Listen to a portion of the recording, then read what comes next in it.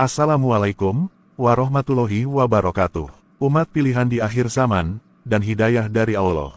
Zaman paling cemerlang, itu zaman Nabi Muhammad SAW, karena wahyu dari langit masih terhubung langsung, sehingga pintu-pintu kepahaman itu terbuka lebar. Makin jauh zaman berjarak, makin susah juga kepahaman dicerna, jalan makin jauh harus ditempuh, keyakinan makin menipis, sehingga zaman sekarang dan zaman kebelakang mengajak seseorang ke jalan kebaikan itu makin susah, karena makin jauhnya zaman dari Nur Muhammad.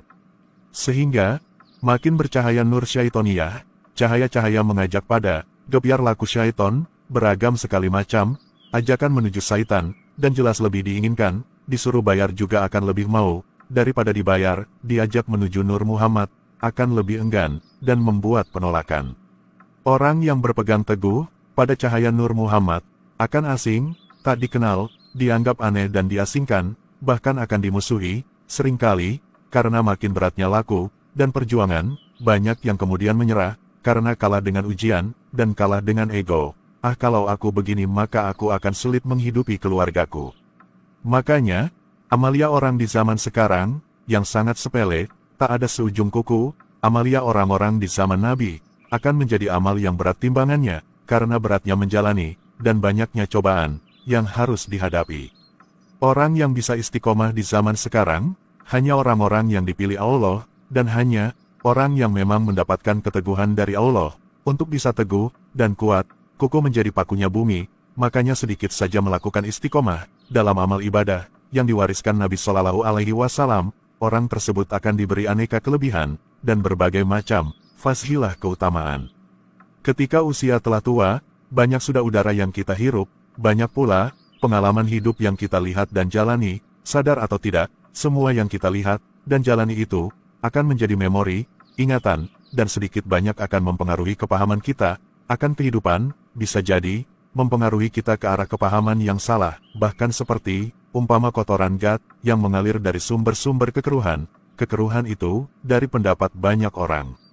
Kadang, pikiran-pikiran kotor mereka, umpama gat-gat yang mempengaruhi indrawi dan sudut pandang kita, sudut pandang kepada kehidupan, dan jalan hidup, menjadi kesimpulan dan pendapat, menjadi pandangan, bahkan bisa menjadi keyakinan, keyakinan yang salah, tapi, tetap saja, sudah menjadi keyakinan.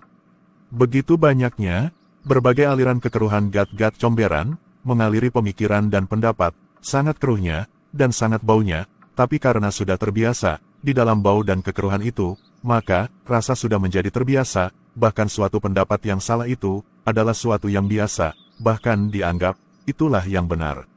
Selama ini, meminum air keruh penuh limbah, dan sudah sangat terbiasa, bahkan, tak pernah melihat air yang bening, air yang berupa cairan hitam dari limbah itu, sudah dianggap adalah air yang sesungguhnya. Ketika ada air yang bening, menyegarkan, bisa jadi, air yang bening itu, dianggap air yang sesat, beracun, air yang segar, dianggap suatu tipu daya, dan fata morgana, tak nyata, penipuan berkedok kejernihan. Makanya, perlu hidayah dari Allah, agar pikiran dan hati yang menghitam, bisa menerima, bahwa air yang jernih itu, adalah air yang menyehatkan, bahkan bagi orang yang sudah hitam legam, dan limbah sudah merekat seperti jadi satu, seakan, limbah itu adalah warna, hakikat hati itu sendiri, padahal itu kerak yang melekat.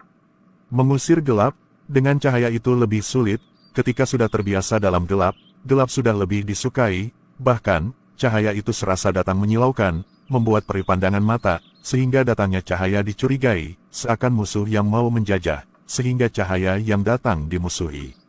Itulah kenapa, hidayah tak bisa dipaksakan, berbagai sebab mendinding kepahaman, berbagai sebab menjadi alasan penolakan, nyalakanlah cahaya dalam dirimu, tak usah kau memaksa, agar orang mengikuti cahaya di dirimu, sebab, semua orang punya alasan, sehingga cahaya, bukan dianggap suatu kebenaran yang bermanfaat. Di dunia ini hidup itu tak lama, jika kita tak bisa membangun, dan beramal untuk orang lain, setidaknya beramallah, untuk akhirat bagi diri sendiri, artinya, setidaknya berbuatlah, yang tidak mencela orang lain, dan bersikap yang merugikan diri sendiri, yang membuat diri sendiri disiksa di akhirat. Setidaknya, berbudi pekerti yang baik dan benar, berkata yang baik dan benar, seminim-minimnya, untuk diri sendiri, bicara kita, tindakan kita, tidak menyakiti orang lain, itu tanda di batiniah kita, ada imannya, ada iman, ada rasa percaya bahwa setiap ucapan dan tindakan kita itu akan dihisap, diperhitungkan di hadapan Allah, percaya bahwa nanti ada hari kiamat, ada hari pembalasan. Jika yang kita lakukan baik, maka baik pula yang akan kita dapat, dan jika kita jahat, lisan kita jahat, tindakan kita jahat, tangan kaki kita jahat, hati pikiran kita jahat, semua akan diperhitungkan di hadapan Allah, karena percaya dan yakin, karena ada iman di hati, maka kemudian tandanya adalah kita akan menjaga lisan kita akan menjaga perbuatan kita, bahkan kita akan menjaga hati dan pikiran kita dari perilaku jahat.